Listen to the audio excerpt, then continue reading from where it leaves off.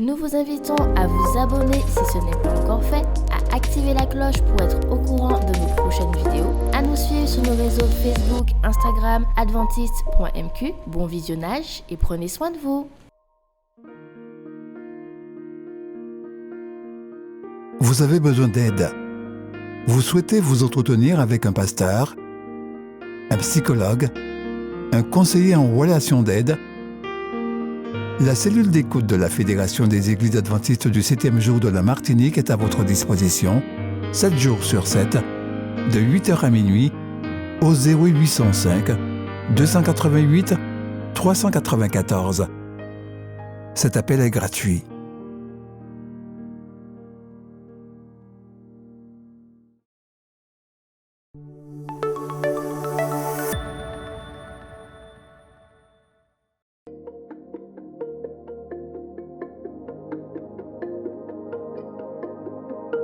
Au moins une fois dans la vie, plusieurs d'entre nous se sont déjà posé des questions concernant les dîmes et les offrandes. J'ai un voisin dans une extrême pauvreté. Puis-je lui donner ma dîme sporadiquement ? Ne serait-ce pas faire le bien comme Jésus l'a fait ? Puis-je donner la dîme directement à mon pasteur préféré ? J'envisage de donner ma dîme pour soutenir l'école chrétienne de mon voisinage. Puis-je aider à la rénovation de l'église avec ma dîme ? Je soutiens un ministère très valable avec ma dîme.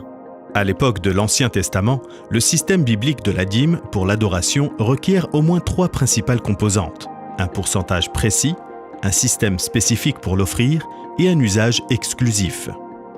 Ainsi, si les adorateurs assignaient une partie de leur revenu, ou même la portion correcte, pour un autre but, ou s'ils la donnaient d'une façon différente de celle établie par Dieu, cela ne représenterait pas le fait de rendre la dîme. C'était Dieu, et non l'adorateur, qui décidait non seulement du pourcentage de la dîme, mais aussi où la dîme devrait être distribuée et comment elle devrait être utilisée. Souviens-toi de l'Éternel, ton Dieu, car c'est lui qui te donnera la force pour les acquérir.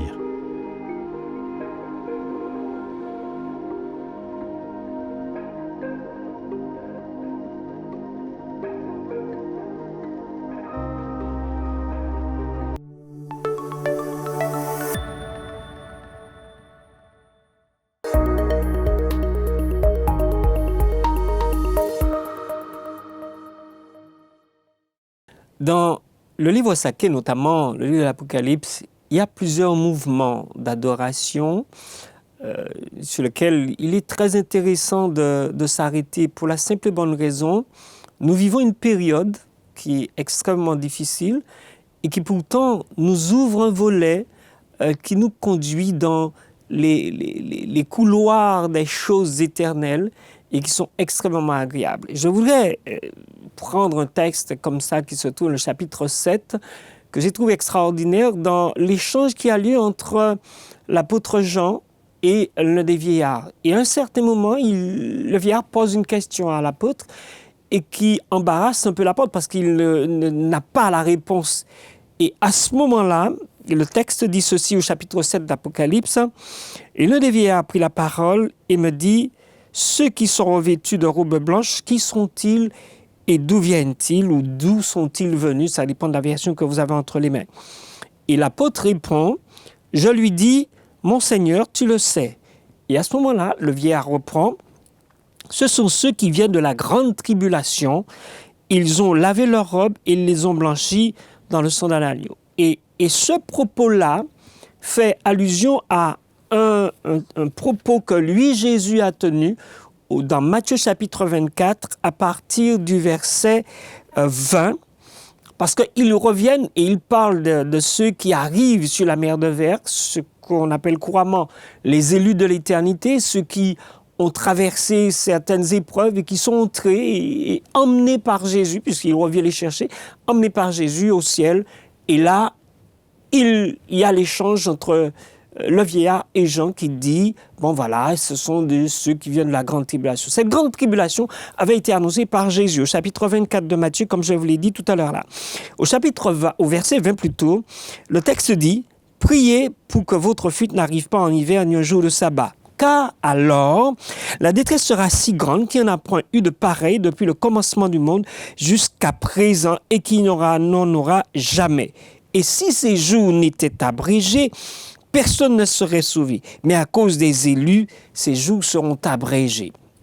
On comprend bien, quand le vieillard le dit à Jean, il est en train de faire allusion à quelque chose d'extraordinaire, probablement d'extrêmement difficile, puisque quand on relit Jésus, il parle d'une détresse qui sera si grande et qui en aura eu avant et qui en aura jamais quelque chose de semblable après.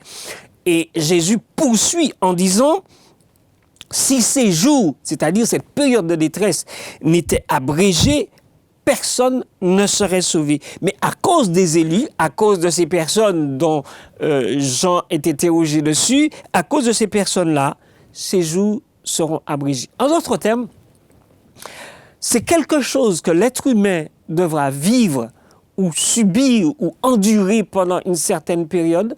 Et si Dieu n'intervient pas pour couper la durée de ce temps-là, ce qu'on appelle les supposés élus ou qui sont des élus, s'il n'y a pas cette abréviation de ce temps-là, personne ne se serait. Je retourne dans le livre de l'Apocalypse parce que c'est extrêmement sérieux, parce qu'effectivement, ce temps est abrégé. Selon la promesse faite par Jésus, ce temps est abrégé et il y a des personnes qui se retrouvent devant le trône de Dieu sur la mer de verre. Et quand vous allez au chapitre 15, j'ai trouvé extraordinaire quelque chose. Si on prend le verset premier du chapitre 15, il dit ceci, « Puis je vis dans le ciel un autre signe grand et admirable, 7 anges qui tenaient 7 fléaux, les 7 derniers, car par eux s'accomplit la colère de Dieu. » Au verset 2, « Et je vis comme une mer de verre mêlée de feu, et ceux qui avaient vaincu la bête et son image et le nombre de son nom debout sur la mer de verre, ayant des harpes de Dieu. Ils chantent le cantique de Moïse, le serviteur de Dieu, et le cantique de l'agneau en disant « Tes œuvres sont grandes et admirables, Seigneur Dieu Tout-Puissant, tes voies sont justes et véritables, roi des nations. Qui ne craindrait ton nom, Seigneur, et ne le glorifierait? Car seul tu es saint, et toutes les nations viendront et se prosterneront devant toi, parce que tes jugements ont été manifestés. » Voici des gens qui débarquent sur la mer de verre, où, habituellement, il y a des spécialistes, en tous les cas des personnes désignées, des êtres désignés, pour lancer l'adoration, la célébration de la personne de Dieu.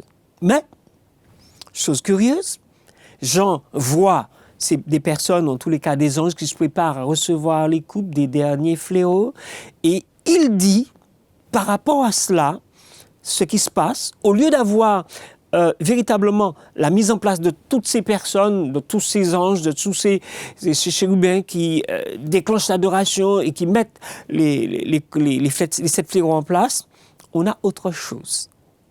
Jean nous dit, « Je vis comme une mer de verre mêlée de feu, ceux qui avaient vaincu la bête et son image et le nombre de son nom.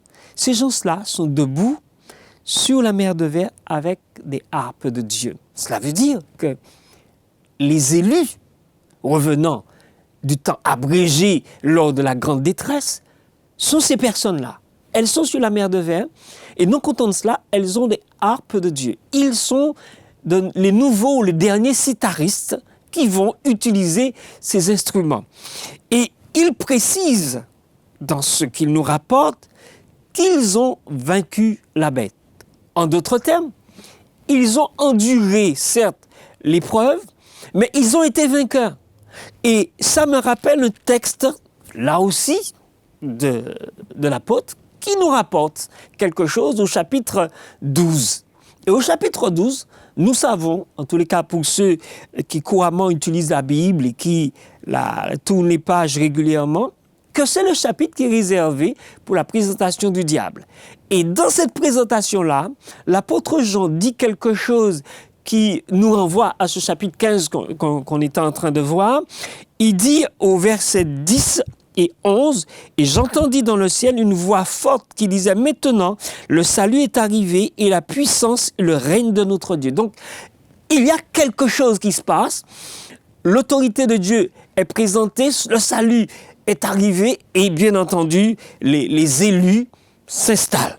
Et le texte dit, « Car Il a été précipité, l'accusateur de nos frères, celui qui les accusait jour et nuit devant Dieu. Et c'est surtout le verset 11 qui nous intéresse. Il dit ceci, cette voix puissante qu'on a entendue. Ils l'ont vaincu à cause du sang de l'agneau et à cause de la parole de leur témoignage. Ils n'ont pas aimé leur vie jusqu'à craindre la mort. Ces élus-là ont dû faire face à la mort. Ils n'ont pas aimé leur vie, ils étaient prêts à mourir pour Dieu. Mais ce qui était important dans le texte, c'est que l'apôtre Jean entend cette voix qui dit « ils l'ont vaincu ». Il n'y a pas seulement la bête qui est vaincue, et bien entendu l'autre bête, parce que le chapitre 13 présente deux autres bêtes. Mais ce n'est pas seulement la bête, mais il y a quelque chose qui dit que les élus qui ont vécu ce temps de détresse sans pareil, sans commune mesure, ces élus-là ont vaincu le dragon. Le chapitre 15 nous dit qu'ils ont vaincu la bête, mais le chapitre 12 nous dit qu'ils ont vaincu le dragon. Et on pourrait penser, en parlant de bête, que c'est seulement la bête qui monte de la mer ou encore la bête qui monte de la terre. Mais ils ont vaincu une autre bête, le dragon.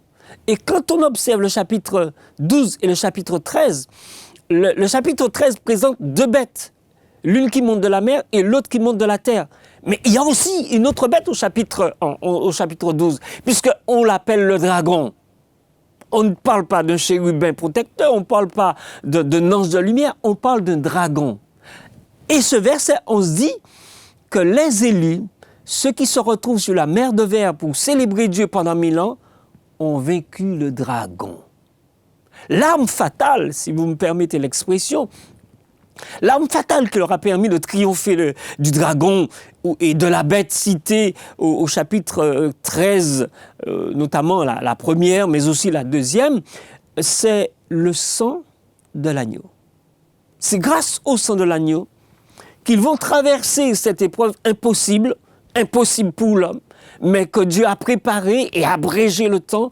Ils vont, à partir du sang de l'agneau de Dieu, et je précise parce qu'auparavant l'homme présentait un agneau qui lui amenait et l'égorgeait, mais celui qui leur permet de triompher du dragon, de la bête de la terre, de la bête de la mer, c'est le sang de Jésus. À côté du sang de Jésus qui leur sert de justice et qui les enveloppe, qui les protège, qui prend soin d'eux, ce Jésus-là leur a donné la parole. Et dit le texte, ils l'ont vaincu à cause ou grâce au sang de l'agneau et aussi grâce à la parole de leur témoignage. C'est grâce à tout cela qu'ils sont en mesure, au chapitre 15, de se retrouver sur la mer de verre. Et ça, ce que je trouve extraordinaire, c'est que ces personnes, ils arrivent là, sur la mer de verre. On leur donne une harpe. Ils deviennent donc de nouveaux citharistes. Ils vont utiliser ces instruments. Et puis, ils entonnent quelque chose ou dans la Bible. En tous les cas, j'ai cherché. Si vous trouvez à quel moment ça a été rédigé avant, puisque le texte dit « Ils chantent le cantique de Moïse, le serviteur de Dieu, et le cantique de l'agneau. » Ça veut dire qu'il y a certainement eu quelque chose d'écrit auparavant. J'ai cherché, mais je n'ai pas trouvé. Mais chose que j'ai trouvé intéressante, c'est que quand on poursuit le verset 3, il nous donne les paroles. Ça voudrait dire qu'il ne faudrait pas aller très loin pour trouver les paroles de ce nouveau cantique. Ils vont l'interpréter avec ces harpes de Dieu. Et ils disent ceci, « Tes œuvres sont grandes et admirables, Seigneur Dieu Tout-Puissant. Tes voies sont justes et véritables, Roi des nations. Qui ne craindrait, Seigneur, et ne glorifierait ton nom? Car seul tu es saint, et toutes les nations viendront et se prosterneront devant toi, parce que tes jugements ont été manifestés. » J'ai cherché, j'ai découpé, et je me suis rendu compte qu'en fait, ces paroles ne sont autres que les paroles d'une poésie liturgique, quelque chose que les croyants reprenaient régulièrement. Mais avant cela, que les croyants ne l'aient, c'est Jean qui le reçoit.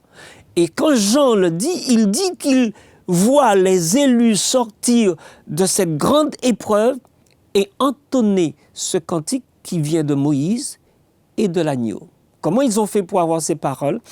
Alors, en réfléchissant bien, ce sont des gens qui ont vécu sur la terre sous l'influence de la grâce de Dieu, du doigt de Dieu, de l'Esprit de Dieu, jusqu'à toute la plénitude de ce que Dieu leur a alloué pour triompher de cette épreuve sans mesure.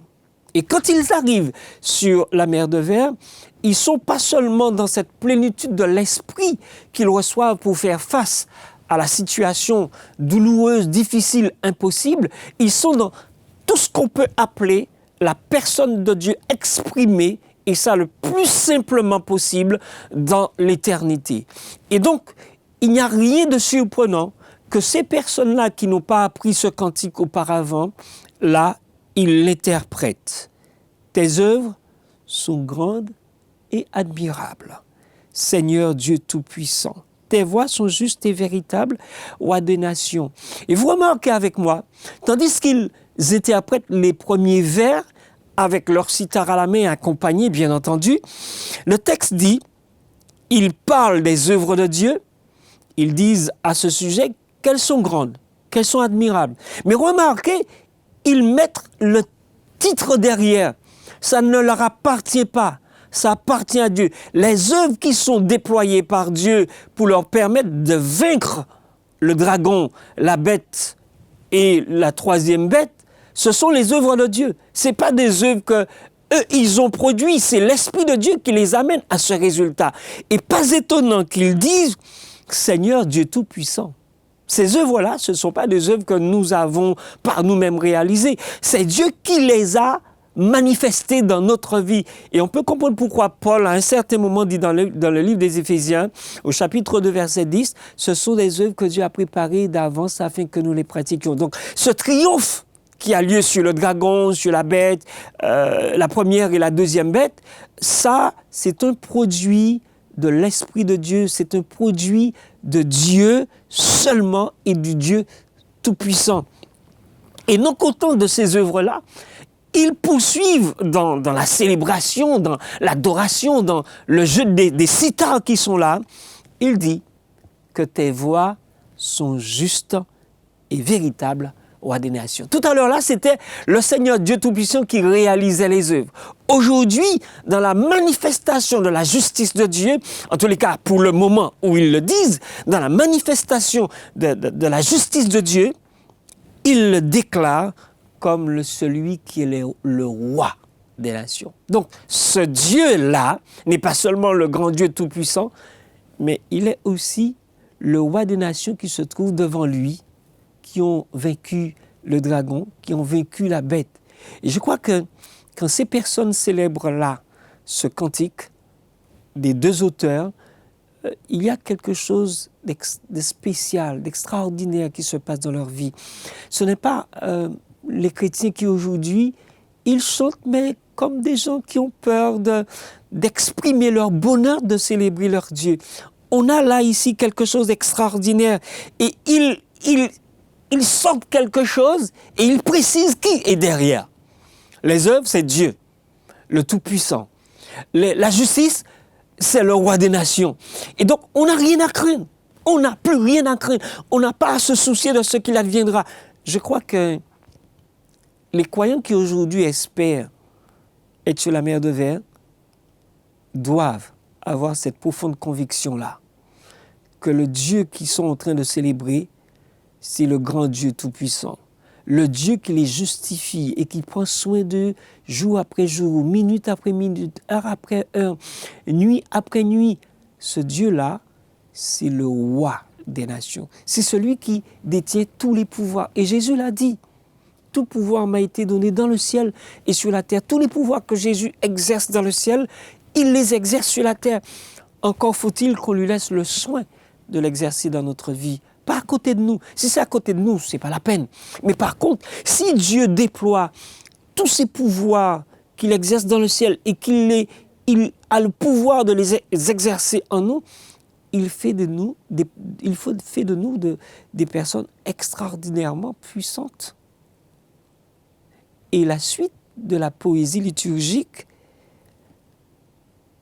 pose une question qui rappelle une autre, où lorsque la bête a été guéri, au chapitre 13, il y a une question qui a été posée.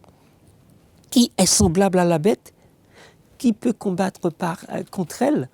Et vous avez ici, qui ne craindrait Seigneur et ne glorifierait ton nom? Seuls ceux qui reconnaissent Dieu comme le Dieu Tout-Puissant. Seuls ceux qui reconnaissent Dieu comme le roi des nations. Qu'on veuille l'accepter ou pas, qu'on veuille le digérer ou pas, Dieu reste le Dieu Tout-Puissant en dépit de tout ce qui pourrait arriver sur la terre. Il reste le roi des nations. Si effectivement la terre a été volée des mains d'Adam et Ève, lorsque Jésus est mort à la croix, il est redevenu le seul propriétaire de l'univers.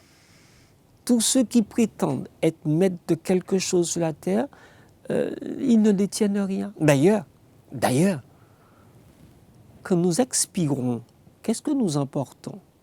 Ma grand-mère disait, lorsqu'on meurt, on lave le cadavre, de peur qu'il ne parte avec la poussière. C'est par respect qu'on habille le mort, mais il s'en va les mains vides, avec tout ce qu'il pourrait accumuler, tout ce qu'il pourrait rassembler comme argent, comme richesse, comme vanité, dirait Salomon. Il abandonne tout. Et le pire, dit Salomon, il ne sait même pas ce qu'il adviendra de tout ce qu'il a rassemblé. Vous comprenez bien qu'effectivement, Dieu, ses œuvres sont admirables. Mais ce n'est pas seulement cela. Il est le roi des nations et tout lui appartient. C'est lui qui prend la responsabilité de nous confier certaines responsabilités, de nous remettre certaines choses. Mais quand le moment vient, on est dépouillé de tout. On abandonne tout. On laisse tout sur place et nous sommes déposés dans la poussière là et même abandonnés. Vous comprenez bien que qu'on veuille l'intégrer ou pas, qu'on veuille l'entendre ou pas, nous devons nous préparer à faire face à ce qui nous attend. Grande tribulation ou pas, impossible à vivre ou pas, nous allons droit là-dedans. Il n'y a pas de frein. Là où nous sommes, dans cette position-là, il n'y a plus de frein. D'ailleurs, Dieu n'a jamais fait l'homme avec un frein à main, encore moins à pédale. Donc, inexorablement, nous allons droit dans la fin de la prophétie. Et nous ne pouvons à aucun moment empêcher que cela arrive. Le texte continue en disant « Car seul tu es saint, Seigneur, et toutes les nations viendront et se prosterneront devant toi parce que tes jugements ont été manifestés. » Le jour viendra où ces jugements-là seront réels sur cette terre. Dieu jugera chacun en fonction de ce que chacun lui aura permis de réaliser dans sa vie. Chacun selon les orientations que chacun aura prises. Parce que nous avons aujourd'hui la possibilité de dire oui Seigneur, d'autres non. Nous avons cette liberté-là. Mais le jour viendra où tout genou fléchira devant la face de Dieu. D'ailleurs, c'est déclaré dans Philippiens chapitre 2, à la fin de ce chapitre-là, tous les genoux vont fléchir, les genoux vont se liquéfier. Même la mort sera en fuite. Elle ne pourra plus tenir debout devant l'homme qui cherche à fuir devant elle. C'est elle qui sera en fuite. Vous comprenez bien qu'aujourd'hui, lorsqu'on découvre ce cantique interprété par ceux qui arrivent sur la mer de Verre, les derniers arrivants, ceux qui entrent dans la célébration. Et quand ils lancent cette célébration, ce mouvement d'adoration-là, on n'a pas les chérubins, on n'a pas les 24 vieillards. Et on peut se poser la question, mais d'où sont-ils? Est-ce qu'ils sont là? Oui, ils sont là. Ils sont là parce que quand on va plus bas dans le texte, on se rend compte qu'ils sont en train de préparer l'exécution ou la mise en œuvre des 7 derniers fléaux. Et ces 7 derniers fléaux-là, si on est prêt, on est prêt. Si on n'est pas prêt, on n'est pas prêt. Je crois et je suis convaincu, si nous voulons être de ceux-là qui vont interpréter ce cantique de l'agneau et de Moïse, le serviteur de Dieu, nous devons livrer notre cœur au Seigneur Jésus. Nous devons faire un bilan réel aujourd'hui même, maintenant là, sur place, voir dans quel camp nous sommes, dans le camp de Dieu ou dans le camp du dragon. Nous devons être sûrs de notre affaire, pas quelque chose de bancal, mais quelque chose de sérieux. Serons-nous sur la mer de verre pour interpréter ce cantique, reconnaître que Dieu est vraiment tout-puissant dans ses œuvres, que Dieu est véritablement le roi de ma vie, le roi de toutes les nations. Aujourd'hui, nous nommons des hommes, nous possédons par élection ou autrement, ils sont nommés et ils sont déclarés comme étant chefs d'une nation quelconque. Mais quand on regarde le texte biblique, le seul et unique roi des nations, c'est Dieu, dans toute sa splendeur. Qu'on veuille l'intégrer ou pas, Dieu, en mourant à la croix, a récupéré cette province qui s'était écartée de ses voies.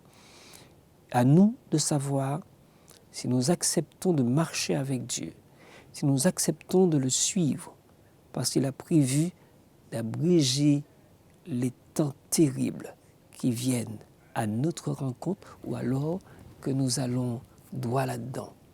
Puisse donc Dieu nous permettre, très sincèrement, de faire notre choix, de savoir où nous voulons aller, avec Dieu dans l'éternité ou alors à la destruction dans le feu qui a été préparé pour le diable et pour ses anges. Que Dieu nous bénisse tous dans le choix que nous faisons là, maintenant. Amen.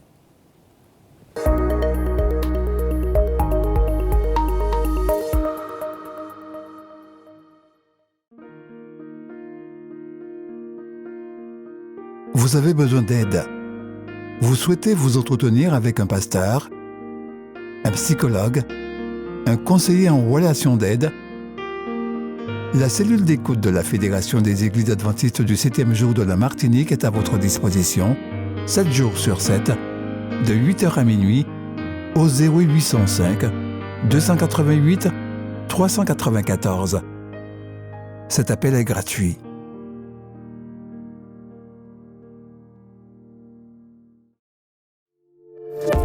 N'oubliez pas de vous abonner si ce n'est pas encore fait, de liker et de partager avec vos amis si cela vous a plu. À bientôt pour une prochaine vidéo.